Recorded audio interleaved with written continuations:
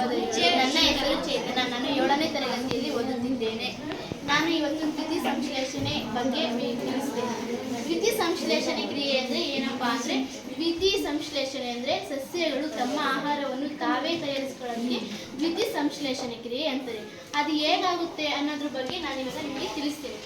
ಈ ದ್ಯುತಿ ಸಂಶ್ಲೇಷಣೆಗೆ ಮುಖ್ಯವಾಗಿ ಬೇಕಾಗುವ ಅಂಶಗಳು ಕಾರ್ಬನ್ ಡೈಆಕ್ಸೈಡ್, ಸೂರ್ಯನ ಬೆಳಕು, ನೀರು ಮತ್ತು ಖನಿಜಗಳು, ಕ್ಲೋರೋಫಿಲ್. ಈ ಎಲ್ಲ ಅಂಶಗಳು, ಈ 5 ಅಂಶಗಳು ಇಲ್ಲ ಅಂದರೆ ದ್ಯುತಿ ಸಂಶ್ಲೇಷಣೆ ನಡೆಯುವುದಿಲ್ಲ.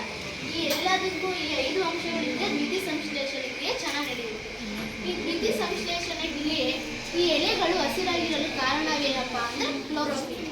ಈ ಎಲೆ ಹಸಿರಾಗಿರೋದು ಕಾರಣ ಕ್ಲೋರೋಫಿಲ್. ಮತ್ತೆ ಈ ಕ್ಲೋರೋಫಿಲ್ ಇನ್ನೊಂದು ಕೆಲಸವನ್ನು ಮಾಡುತ್ತೆ, ಅದು ಸೂರ್ಯನ ಬೆಳಕನ್ನು ಹೀರ್ಕೊಳ್ಳುತ್ತೆ.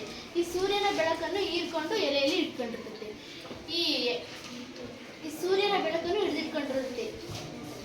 ಈಗ ಕ್ಲೋರೋಫಿಲ್ಲಿಗೆ ನಾವೆಲ್ಲ ತಗೊಳ್ಳೋದು ಆಕ್ಸಿಜನ್, ಆದರೆ ಇಲ್ಲಿ ಬೇರೆ ಏನಪ್ಪ ಅಂದರೆ ಎಲೆಗಳು ತಗೊಳ್ಳೋದು ಕಾರ್ಬನ್ ಡೈಆಕ್ಸೈಡ್. ನಾವು ಹೊರಗೆ ಬಿಡುವ ಕಾರ್ಬನ್ ಡೈಆಕ್ಸೈಡನ್ನು ತಗೊಂಡು ಅದು ದ್ಯುತಿ ಸಂಶ್ಲೇಷಣೆ ಕ್ರಿಯೆ ನಡೆಸುತ್ತೆ. ಈಗ ನಾವು ಹೊರಗೆ ಬಿಡೋದನ್ನ ತಗೊಂಡು ದ್ಯುತಿ ಸಂಶ್ಲೇಷಣೆ ಕಾರ್ಬನ್ ಡೈಆಕ್ಸೈಡನ್ನು ತಗೊಂಡು ಒಳಗಡೆ ತಗೊಳುತ್ತೆ. ಆಗ ತಗೊಂಡಾಗ ಅವಕ್ಕೆ ಎರಡು ಅಂಶಗಳಿರುತ್ತೆ. ಅದು ಕಾವಲು ಕೋಶಗಳು.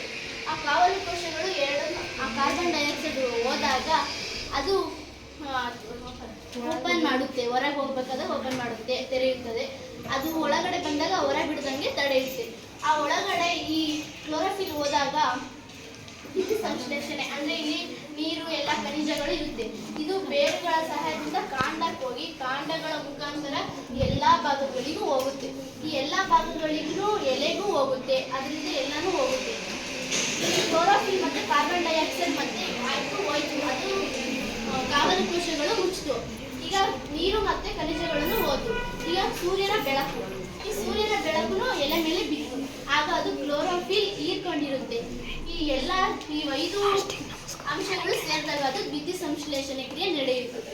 ಈ ಕಾರ್ಬನ್ ಡೈಆಕ್ಸೈಡ್ ಮತ್ತೆ ಉಳಿತು, ಅದನ್ನ ಏನು ಮಾಡುತ್ತೆ ಅಂದರೆ ಪಿಷ್ಟದ ರೂಪದಲ್ಲಿ ಪರಿವರ್ತಿಸಿಕೊಂಡಿಟ್ಟಿರುತ್ತೆ.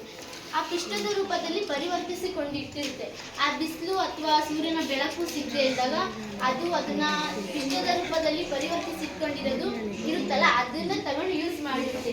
ಅದನ್ನೇ ಸ್ವಲ್ಪ ಎಷ್ಟು ಬೇಕೋ ಅಷ್ಟು ಯೂಸ್ ಮಾಡಿ ಇನ್ನು ಮಿಕ್ಕಿದ್ದೆಲ್ಲ ಪಿಷ್ಟದ ರೂಪದಲ್ಲಿ ಪರಿವರ್ತಿಸಿಕೊಂಡಿರುತ್ತೆ. ಈ ಕ್ಲೋರೋಫಿಲ್ ಇಲ್ಲದ ಸಸ್ಯ ಯಾವ್ದಪ್ಪ ಅಂದರೆ ಕಸ್ಕ್ಯೂಟ. ಈ ಕಸ್ಕ್ಯೂಟ ಅನ್ನೋ ಸಸ್ಯ ಕ್ಲೋರೋಫಿಲ್ ಇಲ್ಲದ ಸಸ್ಯ.